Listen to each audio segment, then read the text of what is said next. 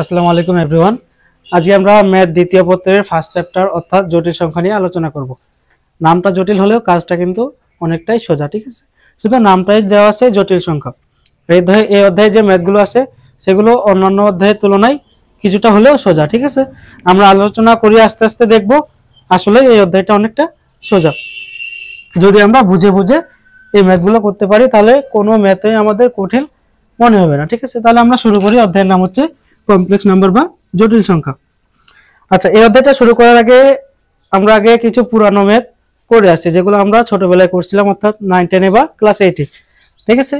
কেমন ম্যাথগুলো করছিলাম? এই যে এরকমগুলো। আমি যদি লিখি x² - 5x + 6 = 0। আচ্ছা, এই ম্যাথটা দেখে অনেকে হাসবে, তাই না? কেন? যে এই ম্যাথ তো সেই ছোটকাল থেকে আমরা করে আসতেছি। এই ম্যাথ এখন এইচএসসিতে উঠে করার কোনো মানে আসছে? হ্যাঁ ভাইয়া, মানে আসে। আগে আমরা দেখি, আস্তে আস্তে আমরা বেসিক থেকে অ্যাডভান্স ম্যাথগুলো সলভ করা ট্রাই করব, ঠিক আছে? আচ্ছা, এটা যদি সলভ করি আমরা তাহলে কি করতাম? আমরা এখানে মিডল টার্ম করতাম। কি করতাম ভাইয়া? Middle term. আচ্ছা, তাহলে আমরা 6 কে 5 কে এমন ভাবে ভাঙাইতাম, এখানে লিখতাম 3x - 2x + 6 = 0। এরকম ভাবে আমরা ভাঙাইতাম, মানে মিডল টার্ম করতেছি জাস্ট, আর কিছু না। এখান থেকে x কমন নিলাম, তাহলে হলো x - 3, এখান থেকে -2 কমন নিলাম, তাহলে হলো x - 3 = 0। তাহলে হলো x - 2 * x - 3 = 0। অতএব x এর আমরা এখান থেকে দুইটা মান পাই, সেটা হচ্ছে 2 আর 3, ঠিক আছে? অনেক সোজা না ভাইয়া? হ্যাঁ, অনেক সোজা। কেন? এগুলো আমরা সেই ছোটবেলা থেকেই করে আসতেছি, ঠিক আছে? আচ্ছা, এরপরে যদি আমরা আরেকটা ম্যাথ করতে যাই, এটা হচ্ছে x⁴ - 2 x² + 1 = 0। এটা আবার কোনো ম্যাথ হইলো, তাই না? হ্যাঁ ভাই, এটা একটা ম্যাথ। আমরা আগে সোজাগুলো করব, তারপরে আস্তে আস্তে কঠিনগুলোতে যাব, ঠিক আছে? আমাদের ধৈর্য সহকারে ক্লাসটা করা লাগবে, তাই না? আচ্ছা, এটা যদি আমরা করি তাহলে কি করব? দেখো, এখানে পাওয়ার 4 আছে, এখানে স্কয়ার আছে। তাহলে আমরা কি করতাম? x² পুরোটাকে স্কয়ার দিতাম, -2 * x² ইনটু এখানে কিছু নয় মানে 1 আছে, প্লাস 1 এর উপরে স্কয়ার সমান কি হলো ভাই? 0। এটা সোজা একটা সূত্র, তাই না? সেই প্রাচীনকালে একটা সূত্র, a² - 2ab + b²। তাহলে এটা মানে কি? a - b হোল² = 0। তাহলে x² = 1, অতএব x = +-1। এটা কোনো অঙ্ক হলো? হ্যাঁ ভাইয়া, এটা একটা ছোটবেলার অঙ্ক, ঠিক আছে? আচ্ছা, এটা আমরা সবাই পারবো কম বেশি। আচ্ছা, এখন আসি মূল কাজে, ঠিক আছে?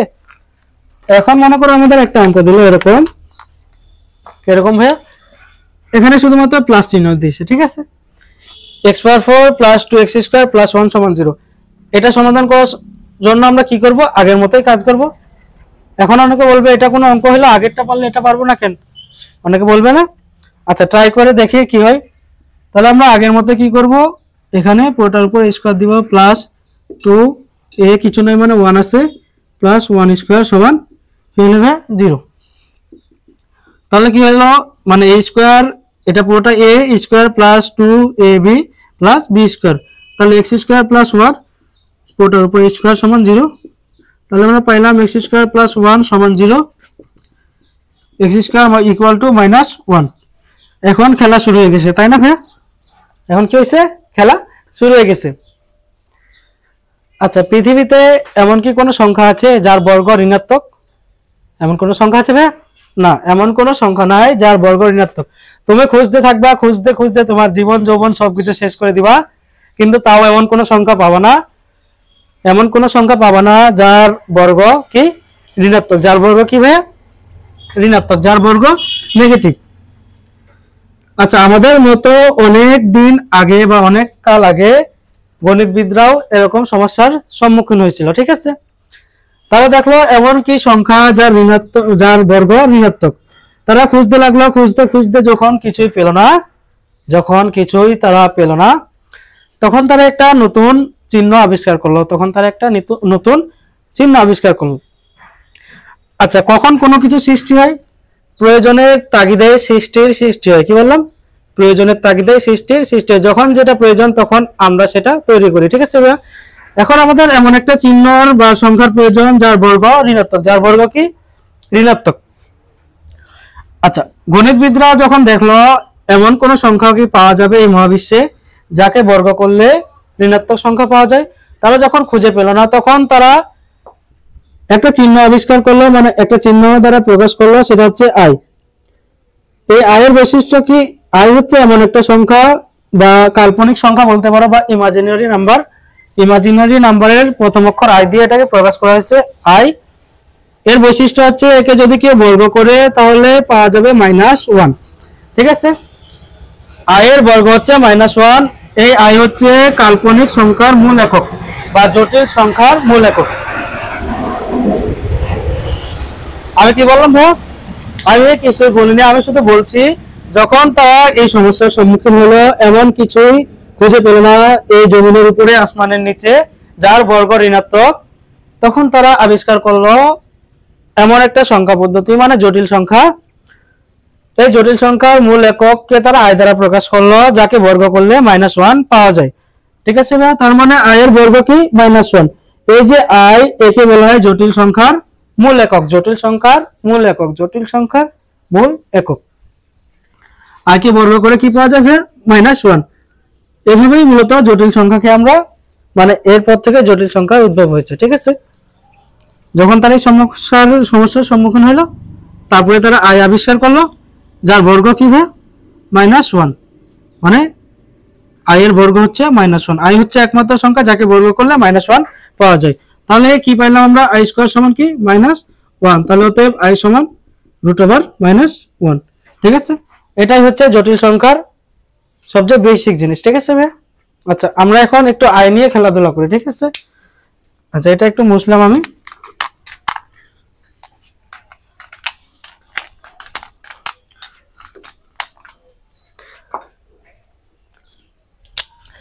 আচ্ছা, আই নিয়ে পড়াশোনা করার আগে আমরা একটু যেটা নিয়ে আলোচনা করব সেটা হচ্ছে আর্গন্ডের চিত্র। কি বললাম ভাই? আর্গন্ডের চিত্র। এটা কিছুই না, আর্গন্ডের চিত্র। আচ্ছা, এখন কি ছবি আঁকবো? না, ছবি আঁকবো না। এটা কিছু না, আমাদের জানা বিষয়, শুধুমাত্র নতুনভাবে উপস্থাপন করা হচ্ছে। সেটা হচ্ছে যদি x অক্ষকে বা বাস্তব অক্ষ x অক্ষকে বাস্তব অক্ষ এবং y অক্ষকে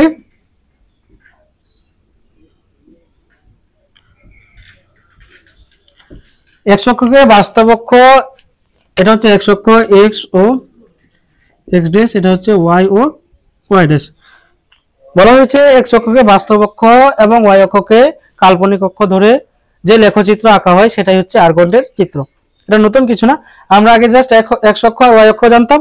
এখন x অক্ষ হচ্ছে বাস্তব অক্ষ, আগেও বাস্তব অক্ষ ছিল, এখন y অক্ষ জাস্ট কাল্পনিক একটা অক্ষ। ঠিক আছে, আচ্ছা এদিকের x অক্ষের ডান দিকের জিনিসগুলোকে আমরা পজিটিভ সংখ্যা জানতাম, বাম দিকের গুলো কি জানতাম? নেগেটিভ, তাই না?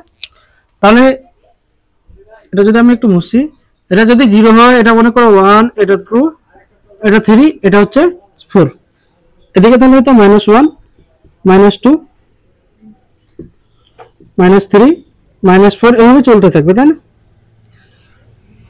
আচ্ছা, উপরেরটা হচ্ছে কাল্পনিক অক্ষ, মানে এই মূল বিন্দুর উপরেরটা হচ্ছে কাল্পনিক অক্ষের ধনাত্মক অংশ, আর নিচেরটা হবে কাল্পনিক অংশের, মানে কাল্পনিক অংশের ঋণাত্মক অংশ। তাহলে এটাকে আমরা আই দ্বারা প্রকাশ করলাম। এটা হচ্ছে 2i, এটা হচ্ছে 3i। মানে কাল্পনিক অংশের ধনাত্মক অংশগুলো উপরে থাকবে, এদিকে থাকবে কাল্পনিকের ঋণাত্মক অংশগুলো, মানে -i, -2i, এখানে -3i, -3i, এভাবে নিচে চলতে থাকবে। ঠিক আছে, কিছুই না, জাস্ট x অক্ষ আগের মতোই ছিল, y অক্ষে জাস্ট কাল্পনিক অক্ষকে আমরা বিবেচনা করছি। ঠিক আছে, আচ্ছা এটা যদি 1 হয়, আচ্ছা আমাকে আগে বলো এই মাঝের কোণটা কত ডিগ্রি? অবশ্যই 90 ডিগ্রি, তাই না? এটা 1, এটা i, এটা হচ্ছে -1, এটা হচ্ছে -i। আচ্ছা, এই 1 কে যদি আমি i দ্বারা গুণ করি, আগে 1 ছিল, ঠিক আছে ভাইয়া, এটাকে কি করলাম? জটিল সংখ্যার মূল বা কাল্পনিক একক i দ্বারা গুণ করলাম, তাহলে আমি কি পাইলাম? এখানে i হইল। এই i কোথায় অবস্থান করে? এই যে y অক্ষের একদম উপরে, তাই না? তার মানে দেখো তো আই দ্বারা গুণ করার পর এখানে ছিল 1, আবার আই দ্বারা গুণ করার পর এখানে চলে আসলো, তাহলে 90 ডিগ্রি কোণে ঘুরে গেল না ভাই? হ্যাঁ, আমাদের এটাই মনে রাখতে হবে, কোন সংখ্যাকে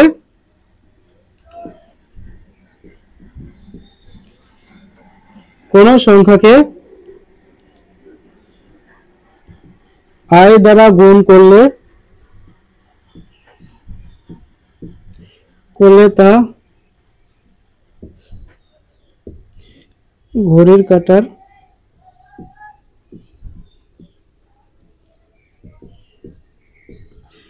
বিপরীত দিকে 90 ডিগ্রি কোণে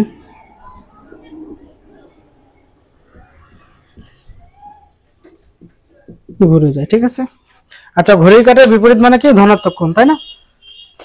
আচ্ছা এখানে ছিল 1, এটাকে আমি আই দ্বারা গুণ করলাম, এখানে চলে আসলো, কয় ডিগ্রি ঘুরলাম? 90 ডিগ্রি। কোন দিকে? এটা হচ্ছে ঘড়ির কাঁটার দিকে, এটা হচ্ছে বিপরীত দিকে, তাহলে আই দ্বারা গুণ করলে সেটা ঘড়ির কাঁটার বিপরীত দিকে 90 ডিগ্রি কোণে ঘুরেছে। আচ্ছা এই আই কে যদি আমি আরো আই দ্বারা গুণ করি, আগে ছিল আই, আমি এটাকে আরো আই দ্বারা গুণ করলাম, তাহলে কি হলো ভাই? I square, I into I, তার মানে আই স্কয়ার। আর আমরা একটু আগে পড়ছিলাম আই স্কয়ার এর মান ছিল -1, দেখো তো এখানে ছিল y অক্ষের ধনাত্মক অংশে, আবার আই দ্বারা গুণ করার পর এখানে -1 হয়ে গেল না? তাহলে কত আসলো? x অক্ষের ঋণাত্মক অংশে না? এখান থেকে এখানে কত ডিগ্রি ঘূর্ণন হলো ভাইয়া? 90 ডিগ্রি। 90 ডিগ্রি কোন দিকে? ঘড়ির কাঁটার বিপরীত দিকে। বোঝা গেছে? আবার এটাকে যদি আমি আরো আই দ্বারা গুণ করি, তার মানে আই স্কয়ার ছিল, এখানে আসে আই স্কয়ার হলো, আমি আরো আই দ্বারা গুণ করলাম, তাহলে কি হবে? I cube. আচ্ছা আই কিউব মানে আই স্কয়ার ইনটু আই, যেটা এখানে লিখছি। আই স্কয়ার এর মান হচ্ছে -1 ইনটু আই, তার মানে পুরোটা মিলে আমি কি পাইলাম? আই। দেখো তো এখানে চলে আসলো না? তার মানে ছিল এখানে আই দ্বারা গুণ করলাম 90 ডিগ্রি ঘুরলো, আবার গুণ করলাম 90 ডিগ্রি ঘুরলো, আবার গুণ করলাম 90 ডিগ্রি ঘুরলো। আমি যদি এই আই কে আরো একটা আই দ্বারা গুণ করি, আই ইনটু আই, আরো একটা আই দ্বারা গুণ করলাম, ঠিক আছে? তাহলে কি হলো? আই ইনটু আই মানে আই স্কয়ার। এখানে মাইনাস আগের মতো আছে, তাহলে আই স্কয়ারের মান আবার -1, তাহলে মাইনাস মাইনাসে কি হলো ভাই? প্লাস, তার মানে পুরোটা মিলে হলো 1। দেখো তো আবার এখানে চলে আসলো না? আসছে না? তার মানে কোন একটা সংখ্যাকে যদি আই দ্বারা গুণ করা যায়, তাহলে তা ঘড়ির কাঁটার বিপরীত দিকে 90 ডিগ্রি কোণে ঘুরে যায়। ঠিক আছে, 90 ডিগ্রি কোণে ঘড়ির কাঁটার বিপরীত দিকে কি হয় ভাই? ঘুরে যায়। বুঝা গেছে? আচ্ছা মনে করো 2 আসে, এটাকে যদি আই দ্বারা গুণ করি তাহলে 2i হয়ে যাবে না? আবার যদি এটাকে 2i কে আই দ্বারা গুণ করি তাহলে হবে 2i স্কয়ার মানে -2, তাই না? এখানে আসলো। আবার এটাকে যদি আই দ্বারা গুণ করি তাহলে -2 আই দ্বারা গুণ করার পর হয়ে গেল -2i। এই যে এটা, আবার যদি এটাকে আই দ্বারা গুণ করি তাহলে কি হয়ে যাবে ভাই? আই দ্বারা গুণ করি তাহলে এটা আবার 2 হয়ে যাবে। এভাবে চলতেই থাকবে। ঠিক আছে, এটাই হচ্ছে আইয়ের একটা বৈশিষ্ট্য, যে কোনো সংখ্যাকে যদি আই দ্বারা গুণ করা যায় তাহলে সেটা ঘড়ির কাঁটার বিপরীত দিকে 90 ডিগ্রি কোণে ঘুরে যায়। আসলে 90 ডিগ্রি কথাটা বলতেছি, এটা সাময়িকের জন্য আমি বলতেছি, আসলে মূল কথাটা হচ্ছে এমন। আমি এটা একটু যদি মুছে দিই, অ্যাকচুয়াল কথাটা হচ্ছে কোন সংখ্যাকে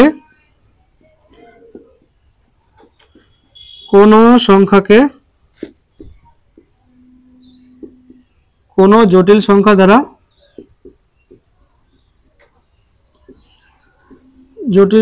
দ্বারা গুণ করলে ওই সংখ্যাটি তার মডুলাসের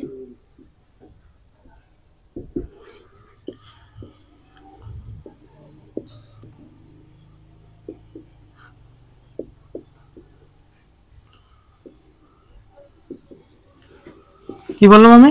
কোন সংখ্যাকে যদি অন্য একটা জটিল সংখ্যা দ্বারা গুণ করা যায়, তাহলে যে জটিল সংখ্যা দ্বারা গুণ করলাম, যেটা দ্বারা গুণ করলাম তার মডুলাসে সমপরিমাণ কৌণিক সরণ ঘটবে, মানে সে সমান কোণে ঘুরে যাবে। আচ্ছা মডুলাস কি আমরা এখনই সেটা বুঝবো না বা জানবো না, একটু পরে আলোচনা করব বা পরের ক্লাসে আলোচনা করব। আপাতত জাস্ট আমরা এই জিনিসটাই মনে রাখবো যে আই দ্বারা গুণ করলে কত ডিগ্রি কোণে ঘুরে যায়? 90 ডিগ্রি কোণে ঘুরে যায়। ঠিক আছে ভাই, বুঝা গেছে? ঠিক আছে, আজকের ক্লাসটা আমরা এই পর্যন্তই রাখবো। আজকে আমরা কি শিখলাম? আজকে আমরা মূলত জটিল সংখ্যার পরিচয়, এর বেসিক জিনিসপত্রগুলো কিছু বেসিক জিনিসপত্র নিয়ে আলোচনা করলাম। সেটা হচ্ছে আয়ের কিভাবে উৎপত্তি হলো, আয়ের দু একটা বৈশিষ্ট্য জানলাম, এগুলোর মাঝে আজকে আমরা সীমাবদ্ধ থাকি।